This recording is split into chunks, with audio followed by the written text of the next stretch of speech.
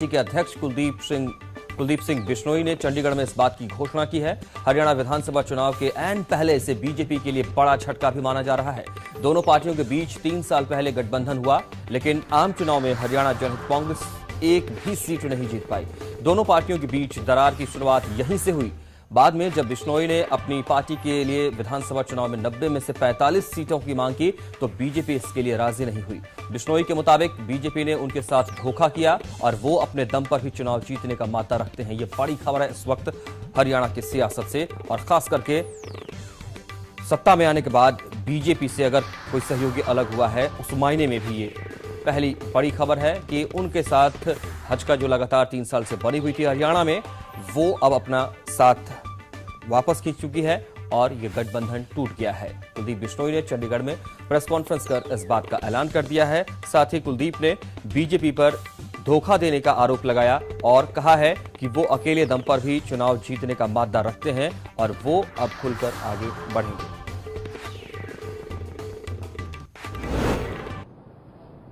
हमारा क्लियर फैसला है कि भाई भारतीय जनता पार्टी, जैसा मैंने पहले कहा, इन्होंने 6 बार धोखे किए हैं।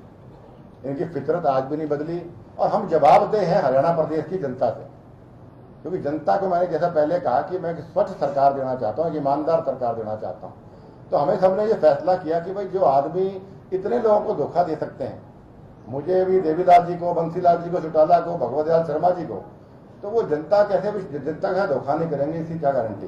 तो जनता के हित में, जनहित में क्लियर कट हमारी पार्टी ने फैसला लिया कि today we are dumping BJP, we are breaking the alliance with BJP. हम एक ऐसी पार्टी के साथ खड़ा नहीं होना चाहते हैं जो धोखेबाज पार्टी हो, जो जनता के साथ अन्याय करे, जो धोखा दे।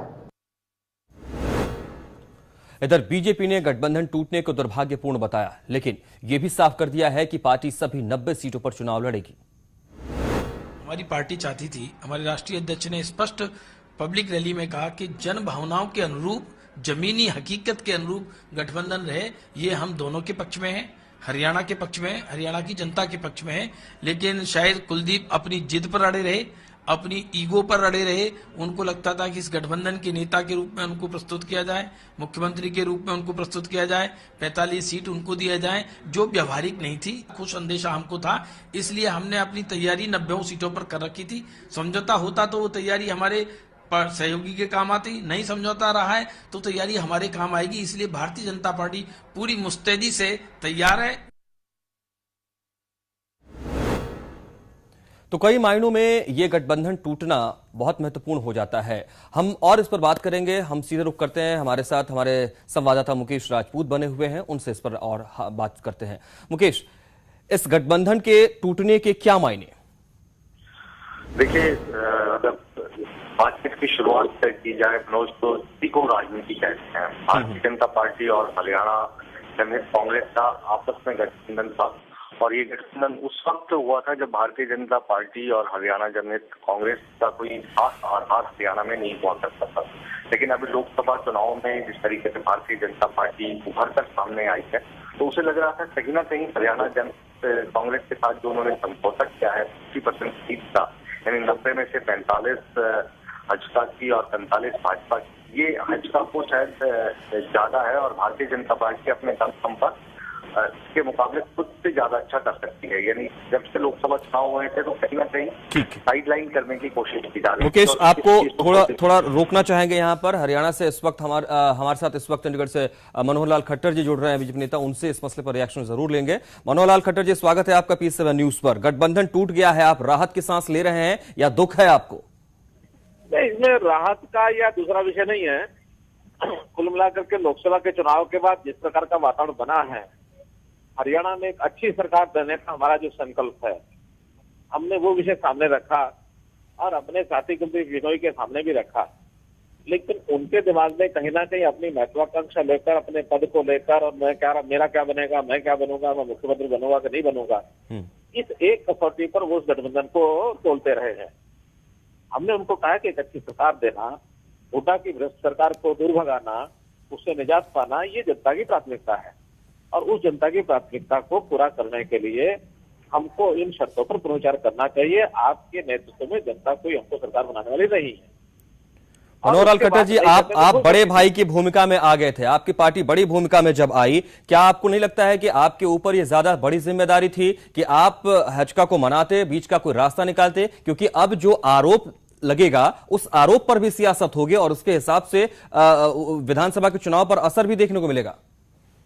हेलो, हाँ मनोहर लाल खट्टर जी, क्या आपको नहीं लगता है कि ये आरोप जिस भी पार्टी पर लगेगा उसका नुकसान भी होगा, और बड़ी पार्टी के तौर पर अगर आप अपने आप को प्रोजेक्ट कर रहे हैं तो आपको इस बात के लिए सचेत रहना होगा? हेलो मनोहर लाल खट्टर जी, आप हमें सुन पा रहे हैं? हेलो जी मनोहर लाल खट्टर जी, हम आपको सुन पा रहे हैं, क्या मेरी आवाज आप तक? आ रही? जी, मैं ये कहना चाह रहा हूं कि अब ये आरोप जिस भी पार्टी पर लगेगा गठबंधन तोड़ने का, उससे नुकसान होने का भी अनुमान हो सकता है। क्या आपको लगता है कि नुकसान होगा अगर आप पर यह आरोप लगे कि आपने ये गठबंधन तोड़ा?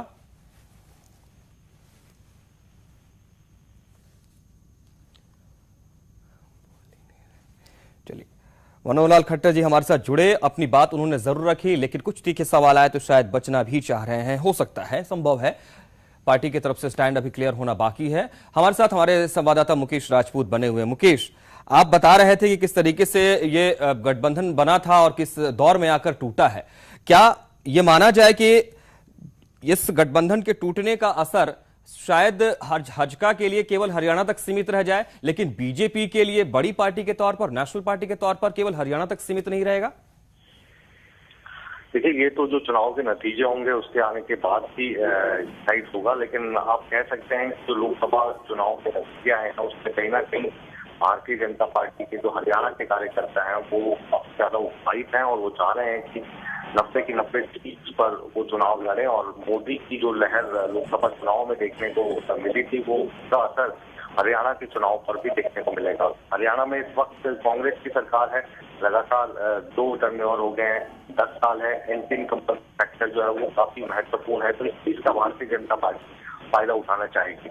और जहां तक विनोद शर्मा का हजका के साथ हाथ मिलाने का सवाल है, 2 बड़े नेता साथ में आए हैं, कुलदीप बिश्नोई और विनोद शर्मा, लेकिन हकीकत यह है कि ये दोनों ही इस वक्त अपने अस्तित्व की लड़ाई लड़ रहे हैं। विनोद शर्मा ने कोशिश की थी कि वो भारतीय जनता पार्टी में जाए, लेकिन सुषमा स्वराज के साथ मतभेद होने के कारण और ओपनली उन्होंने विरोध किया था, तो भारतीय जनता पार्टी में नहीं जा पाए।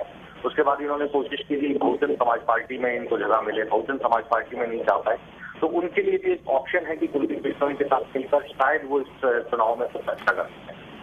जी, बहुत बहुत शुक्रिया मुकेश राजपूत आपका इस पूरी बातचीत के लिए।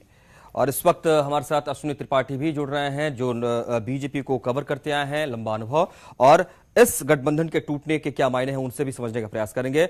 अश्विनी, गठबंधन हजका का और बीजेपी का टूट चुका है हरियाणा में, क्या ये हरियाणा तक सीमित रहेगा? मैं ये समझना चाहता हूं, क्योंकि प्रचंड बहुमत के बाद कोई पहला सहयोगी है जो बीजेपी को छोड़ गया। देखिए, जो बीजेपी की कार्य परिषद हुई थी और जो नए अध्यक्ष अमित शाह ने उसमें ही अपने जो आरंभिक भाषण में ये संकेत दे दिया था कि हरियाणा में वो अकेले जा रहे हैं और महाराष्ट्र में बीजेपी के नेतृत्व में सरकार बनेगी।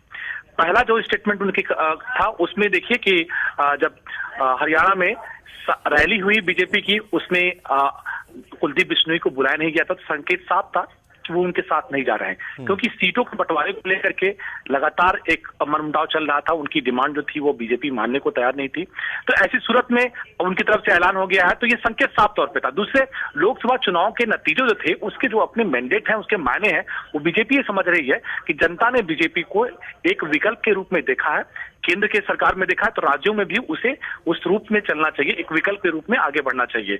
इसीलिए जो अब जो राज्यों के चुनाव जो हो रहे हैं, आपको इसके भले ही नतीजे जो है बिहार में आपको देखें कि उसमें नतीजे बीजेपी को उतने नहीं मिले, क्योंकि एनडीए के साथ भी उनको इसी बात को लेकर